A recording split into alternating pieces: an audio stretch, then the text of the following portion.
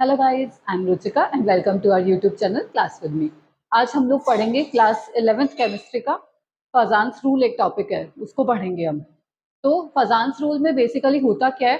फजान्स जो साइंटिस्ट थे उन्होंने कहा था कि कोई भी बॉन्ड होता है जो वो कम्प्लीटली 100% प्योर नहीं होता। जैसे मतलब देखो, जैसे कोई भी आयनिक बॉन्ड है वो 100% आयनिक नहीं होगा, उसमें कुछ ना कुछ कोवलेंट करेक्टर होगा। सेम इसी तरह से कोई भी कोवलेंट बॉन्ड है जो वो 100% कोवलेंट नहीं होगा, उसमें कुछ ना कुछ आयनिक करेक्टर होगा। ठीक है, ये स्टेटमेंट था फजान्स रूल का। तो आइए हम इसे समझते हैं। देखिए, सबसे पहले तो आप लोगों को ये पता होना चाहिए कि आयनिक बॉन्ड कैसे बनता है। एग्जाम्पल से बताती हूँ। जैसे देखो, Na है और ये है Cl। Na के पास वैलेंस इलेक्ट्रॉन कितने होते हैं? 1। और Cl के पास 7।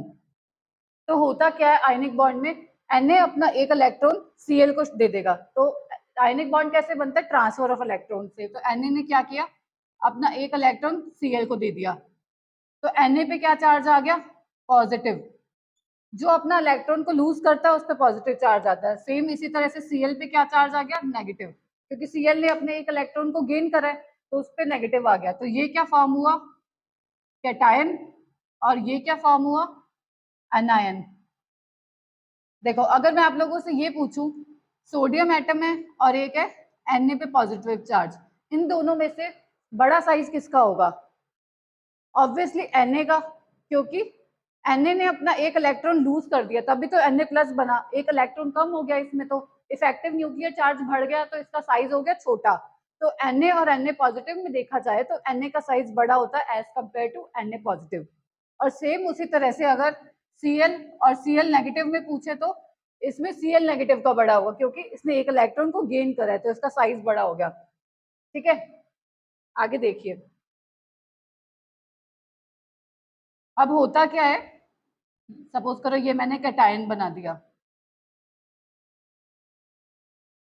कैटायन, और ये बनाया एनायन। एनायन का साइज बड़ा बनाया, इसका रीजन मैंने आपको बता दिया। ठीक है, ये हो गया नेगेटिव, ये हो गया पॉजिटिव। तो होगा क्या? कैटायन और एनायन में क्या होगा? अट्रैक्शन होगा, क्योंकि नेगेटिव और positive charge attract each other. ठीक है, ये तो हम लोगों को पता ही है। तो देखिए, कैटायन जो होगा वो एनायन का जो इलेक्ट्रॉन क्लाउड है ना उसको अपनी ओर खींचेगा। ठीक है, मतलब इसका इलेक्ट्रॉन क्लाउड, इसका जो स्फीयर शेप है ना वो डिस्टॉर्ट हो जाएगी इस तरह से। ये स्फीयर ना रह के थोड़ा सा ऐसे शिफ्ट हो जाएगा इलेक्ट्रॉन क्लाउड। ये है पॉजिटिव चार्ज का कैटायन, ये नेगेटिव चार्ज। तो वापस देखो हुआ क्या? कैटायन ने अनायन के इलेक्ट्रॉन क्लाउड को अपनी ओर खींचा। तो ये है अनायन, ये है कैटायन। इस पूरे प्रोसेस को हम क्या बोलते हैं? पोलराइजेशन। मतलब कैटायन अनायन के इलेक्ट्रॉन क्लाउड को अपनी ओर खींचेगा तो इसकी शेप डिस्टॉर्ट हो जाएगी। ये पूरा प्रोसेस है पोलराइजेशन। अब नेक्स्ट दो टर्म्स और आती है, पोलराइजिंग पावर और पोलराइजिबिलिटी। वो समझिए। पोलराइजिंग पावर होती है जो वो कैटायन की होती है, मतलब the power of cation to attract the electron cloud of anion. क्या मतलब हुआ इसका? कैटायन के पास कितनी पावर है कि वो इलेक्ट्रॉन क्लाउड को अनायन के इजीली खींच सके। तो वो तो हो गई पोलराइजिंग पावर। ठीक है, पोलराइजिंग पावर हमेशा कैटायन की हो गई, पोलराइजिंग पावर। और नेक्स्ट देखिए, नेक्स्ट क्या होता है? पोलराइजिबिलिटी। मतलब एनायन की कितनी टेंडेंसी है कि वो अपने इलेक्ट्रॉन क्लाउड को कैटायन की तरफ शिफ्ट कर सके। ठीक है, ये हो गई पोलराइजिबिलिटी। ये एनायन की होगी हमेशा, polarisability. The power of cation to attract the electron cloud of anion is polarizing power. ठीक है, and the tendency of anion to get distorted by cation, this is polarizability. इतना कंसेप्ट हुआ आप लोगों को क्लियर? तीनों डेफिनेशन क्लियर हो गई कि पोलराइजेशन क्या होता है, पोलराइजिंग पावर क्या होता है और पोलराइजिबिलिटी क्या होता है। ठीक है, अब आगे देखिए।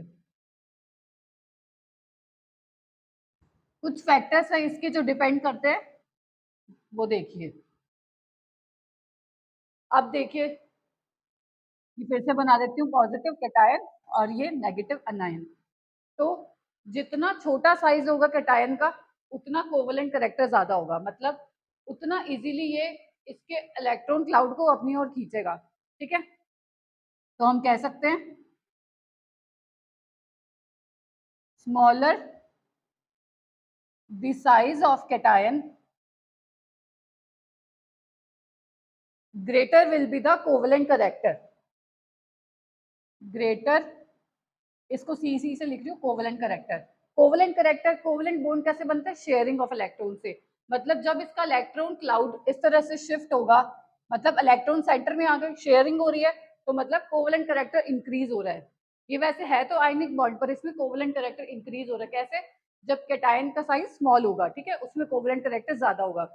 एग्जाम्पल से समझिए, जैसे आपको कोई भी 3 एटम दे रखे हैं, Li पॉजिटिव, Na पॉजिटिव और K पॉजिटिव में. आपसे पूछा गया कि इसमें से कोवलेंट करेक्टर किसका ज्यादा है, तो कैसे पता चलेगा?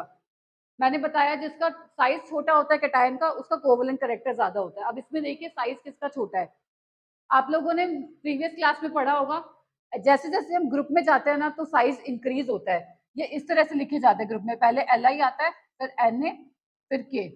मतलब इस तरह से जाएंगे अगर हम ग्रुप में, तो साइज इंक्रीज होता है. तो सबसे ऊपर आता है लिथियम, इसका साइज सबसे छोटा होगा, ठीक है. तो लिथियम का साइज सबसे छोटा है और सबसे ज्यादा कोवलेंट करेक्टर इसका होगा. तो ये ऑर्डर आ जाएगा इसका, ठीक है. सबसे ज्यादा कोवलेंट करेक्टर लिथियम का, फिर Na पॉजिटिव का और फिर K पॉजिटिव का. ये ऑर्डर हो गया इसका, ठीक है. अब नेक्स्ट पॉइंट देखिए. नेक्स्ट पॉइंट क्या है?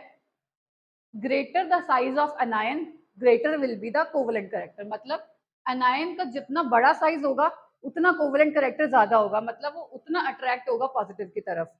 तो हम कह सकते हैं ग्रेटर द साइज ऑफ अनायन, मतलब जितना नेगेटिव चार्ज होगा, उतना कोवलेंट करेक्टर ज्यादा होगा. Greater will be the covalent character. Greater covalent character. इसको भी एग्जांपल से समझिए, जैसे F negative, Cl negative, Br negative और I नेगेटिव. ये 4 एटम दे रखे हैं आप लोगों को. इसका पूछा है कि किसमें कोवलेंट करेक्टर ज्यादा है, तो देखिए किस ऑर्डर से लिखे जाते हैं पीरियोडिक टेबल में. F, Cl, Br, I. Group में साइज इंक्रीज होता है, अभी बताया मैंने. F का सबसे छोटा होगा क्योंकि ये सबसे ऊपर आता है, और सबसे बड़ा किसका होगा? आयोडीन का. तो आयोडीन का साइज सबसे बड़ा है, तो इसका कोवलेंट करेक्टर भी सबसे ज्यादा होगा. तो इसका ऑर्डर क्या आएगा? इस तरह से, ठीक है. ये दोनों पॉइंट हुए क्लियर. आइए नेक्स्ट पॉइंट देखिए. नेक्स्ट पॉइंट क्या है? जितना चार्ज ज्यादा होगा, एनायन पे नेगेटिव चार्ज या कैटायन पे पॉजिटिव चार्ज, जितना चार्ज ज्यादा होगा उतना कोवलेंट करेक्टर भी ज्यादा होगा. तो हम लिख सकते हैं greater the charge on cation और एनायन, मतलब दोनों के लिए ये greater will be the covalent character. Greater covalent character, ठीक है. जितना चार्ज ज्यादा होगा उतना कोवलेंट करेक्टर भी ज्यादा होगा. इसका एग्जांपल देखिए, जैसे एक दे रखा है आपको Mg2 पॉजिटिव और दूसरा दे ले लीजिए जैसे Al3 पॉजिटिव. तो इसमें किसका कोवलेंट करेक्टर ज्यादा होगा? Al3 पॉजिटिव का, क्योंकि इसमें चार्ज ज्यादा है, ये उतना आसानी से खींच पाएगा अनायन को. तो ये ऑर्डर हो जाएगा इसका, ठीक है. Al3 पॉजिटिव का ज्यादा होगा, ठीक है. तो इसमें Al3 पॉजिटिव का ज्यादा होगा कोवलेंट करेक्टर. तो ये था हमारा फजान्स रूल. फजान्स रूल से रिलेटेड कोई भी डाउट हो आप लोगों को, तो नीचे कमेंट बॉक्स में पूछ लीजिएगा. कोई भी कंपटीशन एग्जाम में आपको कोई डायरेक्ट क्वेश्चन नहीं आएगा डिफाइन फजान्स रूल या डिफाइन पोलराइजेशन, को डेफिनेशन या कुछ भी नहीं आएगा. इसकी एप्लीकेशंस के बेस पे क्वेश्चन आते हैं, फैक्टर्स अफेक्टिंग, जो मैंने आपको बताया. एनायन का साइज जितना बड़ा होगा उतना कोवलेंट करेक्टर ज्यादा होगा, या फिर जितना कैटायन का साइज छोटा है उतना कोवलेंट करेक्टर ज्यादा है, या जितना चार्ज ज्यादा है उतना कोवलेंट करेक्टर ज्यादा है. कोवलेंट करेक्टर के बेस पे क्वेश्चन आ सकता है आपके, क्या क्या फैक्टर्स इफेक्ट करते हैं, मतलब कंसेप्चुअल क्वेश्चन आते हैं कंपटीशन एग्जाम में, तो उसका ध्यान देना थोड़ा सा, ठीक है. तो ये था हमारा आज का सेशन. मिलते हैं नेक्स्ट वीडियो की, तब तक के लिए गुड बाय.